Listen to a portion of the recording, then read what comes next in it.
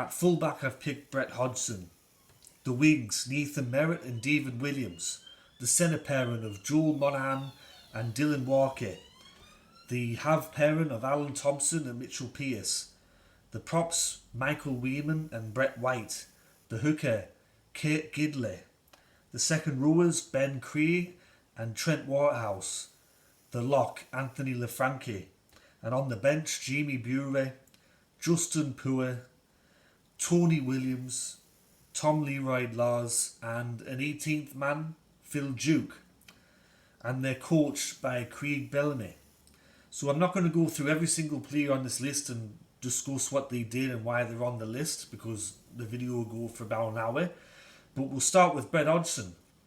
At club level, great player. At state of origin level, not so good. Two of the, probably you could see, most embarrassing moments in New South Wales history were at the hands of Brett Hodgson. The first one was where he was lassoed over the touchline by Gordon Tallis, which has been played over and over again, and it's obviously a very good video to watch if you're a Queenslander. Secondly, he threw the loose pass in the third game of the 2006 series.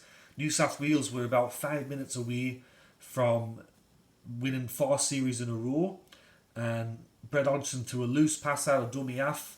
The ball went behind everyone. Darren Lockyer scooped it up and won the match in the series for Queensland, and then Queensland went on to win the next 8 series in a row. One of the wingers I'm going to talk about is Nathan Merritt. For years he was a solid club player and people were demanding that he get a go at Origin, and he had the one game in state of origin level and it was a disaster. He probably played one of the worst ever games of his life and he was never picked for New South Wales ever again. On the other wing, David Williams, similar story. He had a very strong 2008 and 2009 and he was selected for New South Wales in the 2009 series, and he didn't play very well. He dropped the ball, he made a few other errors in defence, and he was never picked again for New South Wales after that. Dylan Walker at centre. He come on, I think it was the 2016 series against Queensland, and there was about, you could see 6 minutes left, and New South Wales were down, I think maybe 8 points to 6 or something like that, and Dylan Walker come off the bench. The first run he made at the defence, he tried to push the ball forward, milk a penalty. He did like the go-go gadget arms over the top of Cameron Smith, dropped the ball, and it was ruled that it was a simulation. Queensland got the penalty, kept the ball down New South Wales end of the field and won the match. And then he begged and pleaded with Laurie Daly to get another go in the next game, and he did an out in that as well. When we go to the halves, so Alan Thompson and Mitchell Pearce both have the similar type of record at state of origin level, except I think Mitchell Pearce actually won a series whereas Alan Thompson didn't. But I have put Mitchell Pearce on the list because it took him 8 goals, 8 series to actually win a series with New South Wales. And even the series that New South Wales won last year, that could have gone either way as well. Going in the last 10 minutes, Queensland had a really good chance to win that game and the series, but as we all know, James Tedesco scored with the last moments of the match and saved New South Wales. Then we go to, you could see Kurt Gidley. Let's talk about him for a bit.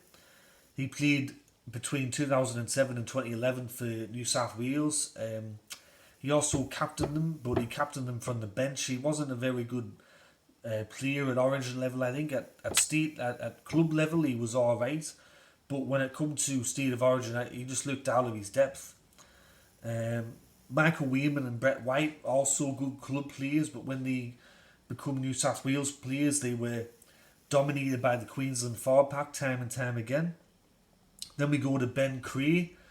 Now, this is something that maybe a lot of people didn't pick up on, but Ben Cree, there was a big fight. I think it was, maybe it was the 2010-2011 State of Origin series, and there was a big fight, and everyone was getting a hold of each other, and Ben Cree runs around to Justin Hodges, who wasn't looking, and pushed him in the back, and Justin Hodges turned around and said, "Howie, come here, you."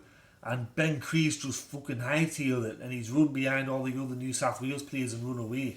And ever since he did that, I totally lost all respect for Ben Cree. I mean, especially running away from Justin Hodges like that, pushing him in the back when he wasn't looking. And once again, he was a good club player for St George, but when it came to New South Wales level, he just wasn't that great. Then we go to, you could see the bench, Jamie Bury. That was probably one of the strangest picks for New South Wales I've ever seen in my life. And then you've also got Tony Williams, T-Rex, another player that did well for his club, and everyone was saying, put T-Rex in there, he'll sort Queensland out. And then he went in there and he did absolutely now. So T-Rex, good club player, not so great at State of Origin level. And the 18th man, Phil Duke, this is an interesting story.